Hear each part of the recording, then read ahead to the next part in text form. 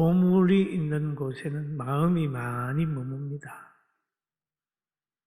여러분, 사랑하는 사람이 보물이고 의지의 대상이 또 보물이 될 수 있죠.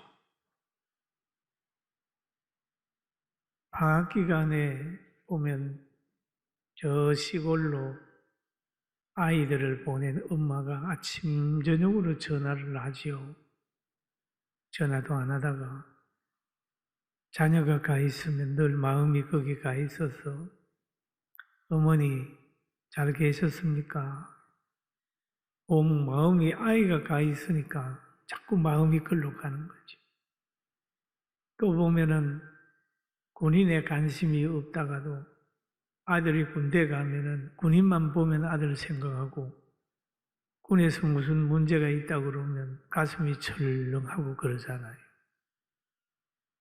보물이 자녀가 될 수도 있습니다. 그래서 또 물질도 보물이 될 수 있죠. 그러면 성경에 보면은 속사람과 겉사람, 겉사람과 속사람에 대한 얘기가 나와요. 예수님이 광야에서 40일 금식을 하고 많이 추려 있을 때 마귀가 그럽니다. 배고프지? 너를 명하여 떡덩이가 되게 해서 먹어. 그러니 예수님이 말씀하시길 사람이 떡으로만 사는 게 아니고 하나님 말씀으로 사는 거야. 언제든지 우리 겉사람의 유혹은 먹는 문제로 합니다. 그러나 속사람은 언제든지 그 이상의 세계 하나님의 말씀을 생명의 양심으로 삼습니다. 그래서 육에 속해 있으면 물질에 의해서 좌우되고 영에 속해 있는 사람들은 하나님의 뜻이나 말씀에 의해서 좌우된다 라고 하는 원리가 성경에 빼곡히 기록이 되어 있습니다. 그리고 욥기서에 보면 욥을 시험할 때도 늘 사탄은 그러는 거예요. 하나님께서 욥에게 많은 복을 주셔서 그가 하나님이 섬기지 그거 다 한번 거두어 가보세요. 그러면 하나님 욕할 거예요. 그랬단 말이에요. 그러나 욥이 하나님 섬기는 것은 물질이나 환경에서 생기는 것이 아니고 하나님을 사랑함으로 인해서 이제 복을 받은 거거든요. 그러니까 하나님이 시험하라 그랬어요. 그러면 욥에게서는 한번 뺏어봐. 자녀도 뺏어가고 가정도 뺏어가고 아내도 뺏어가고 다 물질도 건강도 뺏어갔는데도 욥은 변함없이 하나님에 대해서 신뢰를 가지고 기도하고 따랐단 말이에요. 이 욥의 신앙입니다.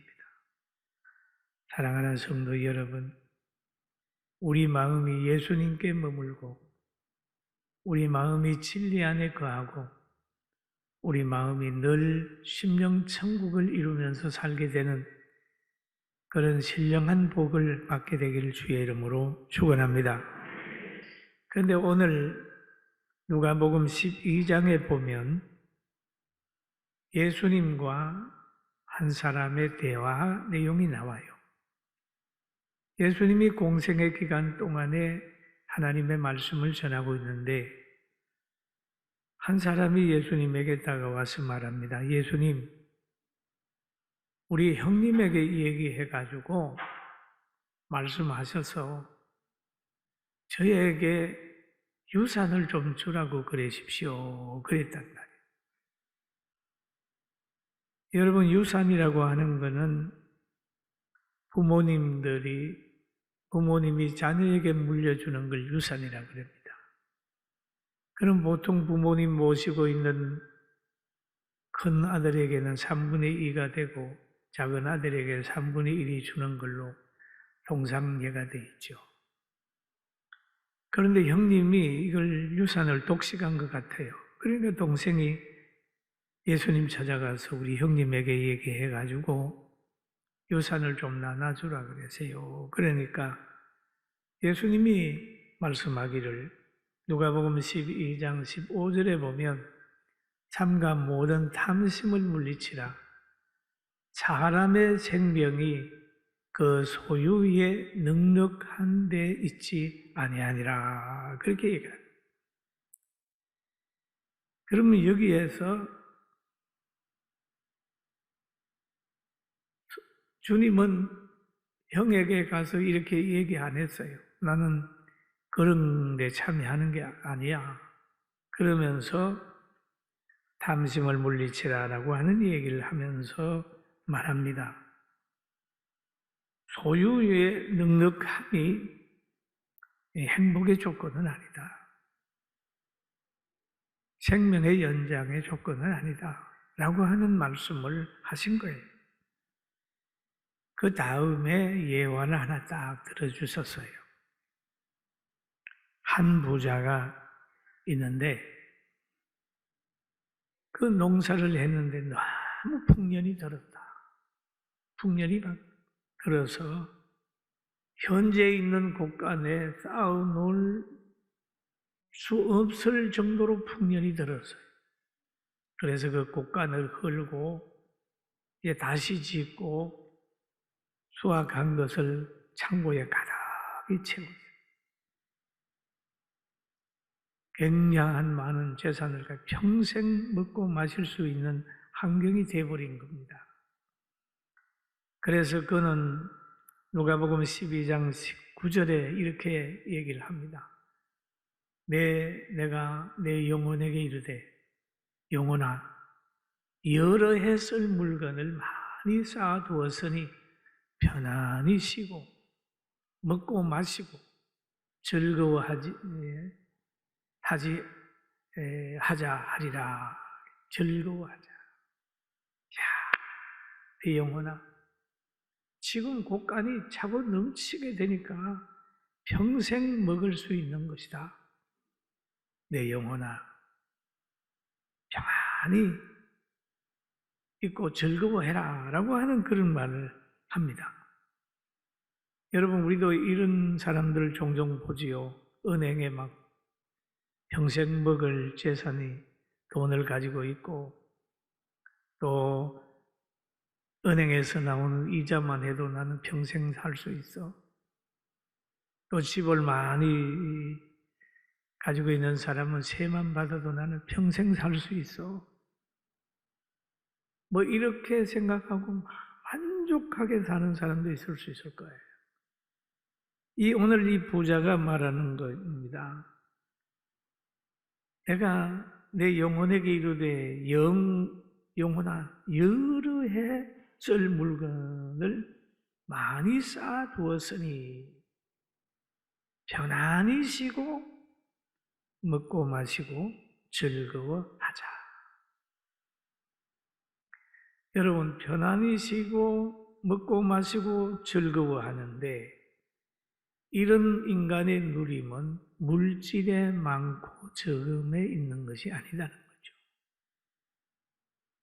또 사람이 스스로 즐거워하고 건강하게 살 수는 없는 거예요.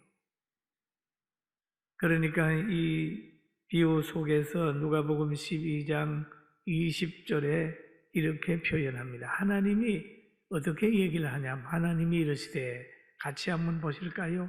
하나님이 이르시되 어리석은 자여 오늘 밤에 내 영혼을 도로 찾으리. 그러면 내 준비한 것이 누구의 것이 되겠느냐 하셨으니 그렇잖아요. 어리석은 자여 물질을 의지하고 그것이 행복을 가져다 줄 줄 알고 그것이 장수를 가져다 줄 줄 알고 이렇게 자만하게 사는 그들에게 비유로 교훈하는 거지요. 여기에 보면 내 영혼을 도로 찾으리니 오늘 밤에 라고 하는 표현을 하고 있습니다. 그러면 세상을 떠나게 한다면 그 물질을 누가 가지겠느냐?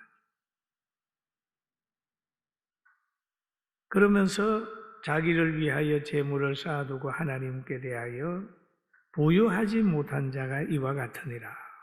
그러잖아요. 다른 사람은 굶고 다른 사람은 힘들게 사는데 점토에 점토를 더하고 가옥에 가옥을 더하고 자기만을 위하여 재물을 쌓아두는 사람들에 대한 하나의 경고다. 이렇게 볼 수가 있어요. 그렇게 쭉 말씀하신 예수님께서 제자들에게 말씀하셨어요. 너희 목숨을 위하여 무엇을 먹을까? 몸을 위하여 무엇을 입을까? 염려하지 마라. 염려하지 마라. 목숨이 음식보다 중하고 몸이 의복보다 중하니라 라고 얘기를 합니다. 그러면 살아있는 목숨을 가진 사람에게는 일용할 양식을 준다. 그리고 살아있는 사람에게는 입힌다. 그러니까 염려하지 마라 라는 얘기죠. 하나님은 약속을 지키시는 분이잖아요. 이스라엘 백성이 애굽에서 나와 홍해 건너 광야에 갔을 때 그들은 가진 게 없었어요. 그러나 하나님께서 광야에서 먹였습니다. 만나와 메추라기로 먹였어요. 목말라 막 몸부림칠 때에도 반석에서 샘물 내가지고 먹였어요. 마시게 했습니다. 오병이의 기적을 행할 때 광야에서 먹을 것이 없을 때 그때도 하나님이 먹였어요. 그런 것처럼 하나님 안에 있으면 먹인다는 거예요. 먹인다는 거예요. 그러면서 등장시키는 짐승이 하나 있으니 까마귀를 보라. 까마귀를 생각해 보라. 심지도 아니하고 거두지도 아니하며 골방도 없고 창고도 없으되 하나님이 기르시나니 너희는 새보다 얼마나 더 귀하냐. 그 까마귀도 먹이는데 너희 안 먹이겠느냐? 까마귀를 봐라. 심지도 아니하고 거두지도 아니하고 골방도 없고 창고도 없지만은 하나님이 먹인다. 여러분, 눈이 많이 왔을 때, 저는 시골에 있을 때 이런 생각을 했어요. 야, 눈이 많이 왔으면 새는 뭘 먹지? 또 짐승은 뭘 먹지? 그런 염려를 한번 해봤어요. 그런데 눈이 다 녹고 나면 굶어 죽은 새도 없고 굶어 죽은 짐승도 없어요. 그래서 참 대단하다. 그런 생각했단 말이에요. 그 하나님이 먹인다. 하나님의 형상으로 지음받은 사람들은 절대 굶어 죽지 않는다. 지금 북한의 많은 사람들이 굶어 죽는 것은 죄 때문에 그렇습니다. 악한 사람이 사람을 사람 대접 않고 그냥 짐승처럼 대우하다가 보니까 사람이 가지고 있는 그 자유라든지 사람이 가지고 있는 것을 다 망가뜨려 버리니까 산은 벌거숭이 산이 되고 사람은 흙이죠. 헐떡거리게 되고 그렇게 되는 거예요. 다 사람이 예수님 안에서 하나님 안에 있으면은 다 사람은 하나님이 주시는 그 일용할 양식을 통해 행복하게 살 수 있는 거예요. 할렐루야. 그렇습니다. 그러면서 예수님이 말씀하셨어요. 너의 힘으로 할 수 없는 거 가지고 그렇게 염려하지 마라. 또 너희 중에 누가 염려함으로 그 길을 한 잔은 더 할 수 있느냐? 그렇게 얘기하지요. 여러분, 아무리 키 크고 싶고 키가 큽니까? 아무리 해주려고 해도 그 건강이 우리의 원대로 되지 않잖아요. 그래 염려하지 마라. 다 하나님께 맡기라. 우리는 자신도 못 바꾸면서 상대를 자꾸 바꾸려고 하는. 자신도 자기가 마음에 안 드는데 상대가 자기 마음에 들기를 요구한다고 하면 그것은 착각입니다. 가정도 못 바꾸면서 나라를 바꾸려고 하는 사람들. 또 심지어 자기도 바로 못 서면서 다른 사람을 바로 세우려고 노력하는 사람들. 이런 사람들이 있다면 다시 한번 자기 성찰을 먼저 해야 평안이 있을 수 있어요. 그러면서 주님이 다시 한 식물을 등장을 시켜요. 까마귀 말씀을 하시고 입는 문제에 대한 말씀하시면서 백합화를 생각해보라 라는 말씀을 또 하십니다. 실도 만들지 않고 짜지도 아니하느니라. 그러나 내가 너희에게 말하노니 솔로몬의 모든 영광으로도 입은 것이 이 꽃 하나만큼 훌륭하지 못하였느니라. 여러분, 백합화를 하나님이 입혔어요. 그 안에는 향기도 좋았어요. 살아있는 백합화예요. 그런데 이 백합화는 솔로몬의 영광으로 만들어진 모든 화려함보다 더 아름답다는 거예요. 솔로몬의 영광으로 만들어진 것은 다 인조입니다. 인조. 인간이 만들어진 거예요. 그건 얼마 있으면 다 시들어버리고 냄새나 버리고 그것으로 인하여 타락되지만 백합화는 향기가 있고 하나님을 향하는 것이다. 솔로몬의 아름다운 것보다 백합화가 더 훌륭하다. 그렇게 말씀하셨어요. 여러분, 하나님이 우리를 입히고 있으니까 하나님 안에만 있으면 하나님이 입힌다는 거예요. 할렐루야. 얼마나 귀해요. 그리고 또 한 가지는 보면 자신의 기도하는 것을 점검해야 된다. 너희는 무엇을 마실까, 무엇을 먹을까, 무엇을 마실까 하여 구하지 말며 근심하지도 말라. 구하지 말며 근심하지도 말라. 구함을 한번 점검해 봐야 돼요. 이 모든 것은 세상 백성들이 구하는 것이라 너희 아버지께서 이런 것이 너희에게 있어야 할 것을 아시느니라. 세상 사람들의 구함은 무엇을 먹는 문제, 또 마시는 문제, 입는 문제, 이거 구하는데 그거 구하지 마라. 하나님의 나라의 영광을 위해서 구하면 하나님께서 그거는 구하지 않아도 준다는 거예요. 구하지 않아도.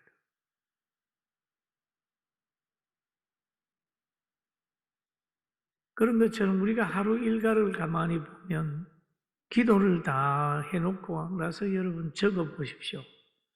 적어보면 다 혈육을 위해서 먹고 마시고 이걸 위해서 기도하는 부분이 너무 많잖아요.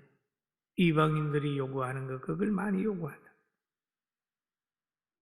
그러나 전도를 위해서, 가난한다 병든 사람을 위해서, 나라를 위해서, 선교사를 위해서, 민족 복음화를 위해서 얼마나 기도했는지를 한번 살펴보고 우리는 성경대로 기도해서 큰 그릇이 돼서 하나님이 축복할 만한 그릇으로 만들어지기를 주의 이름으로 축원합니다.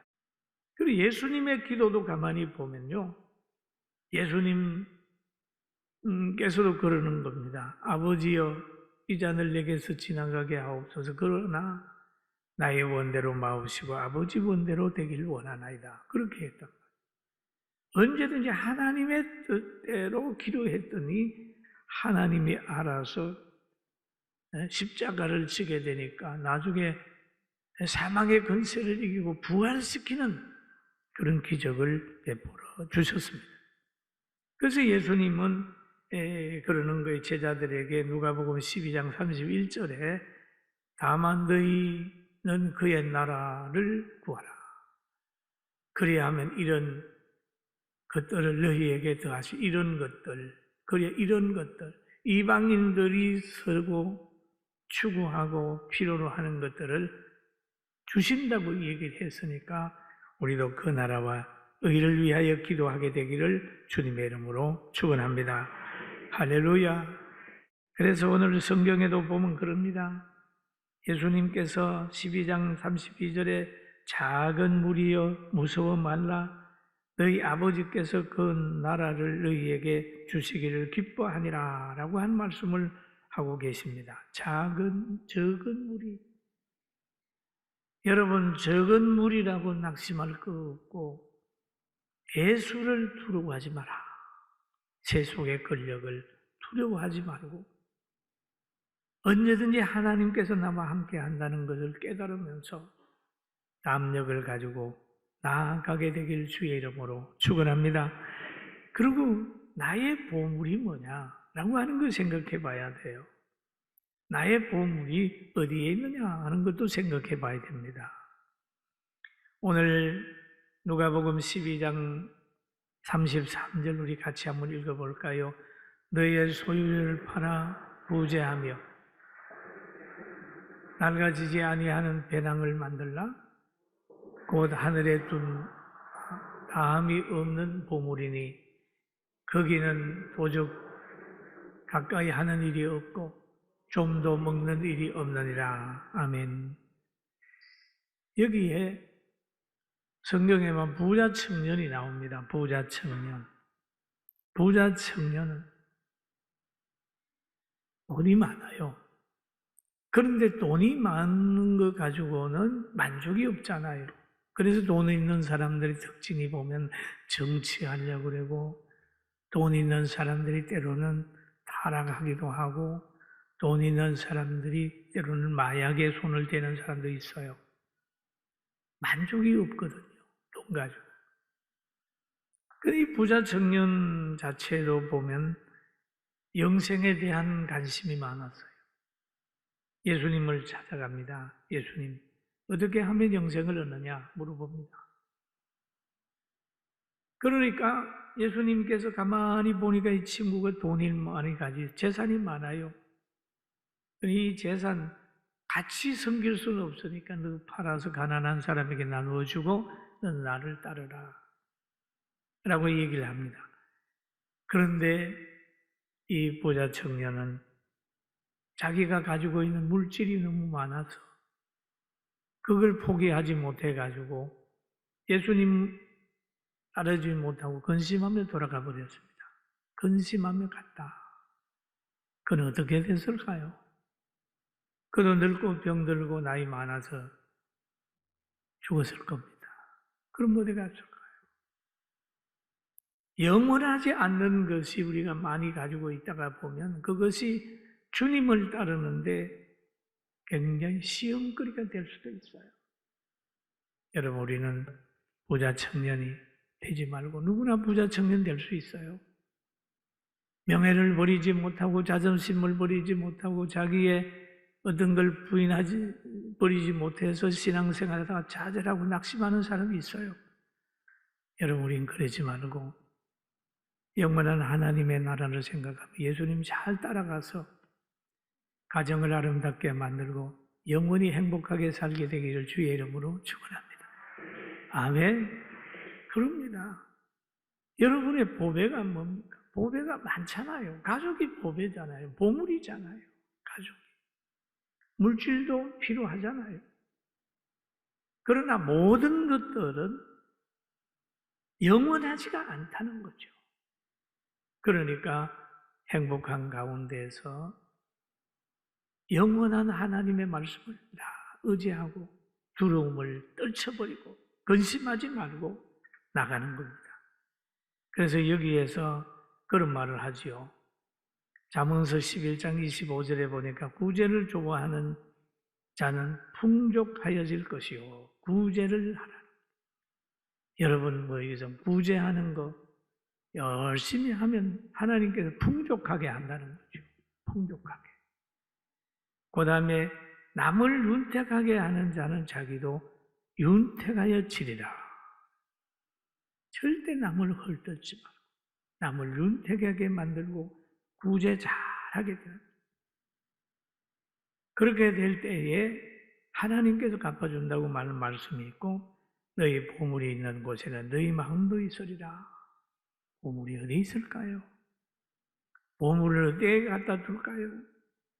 아무쪼록 여러분, 하나님께서 강야 같은 세상에 있다 할지라도, 여러분이 그렇다 할지라도 하나님이 지켜준다는 걸 깨달으면서 오늘 염려와 걱정을 버리고 하나님 의지하고 행복하게 되기를 주의 이름으로 축원합니다.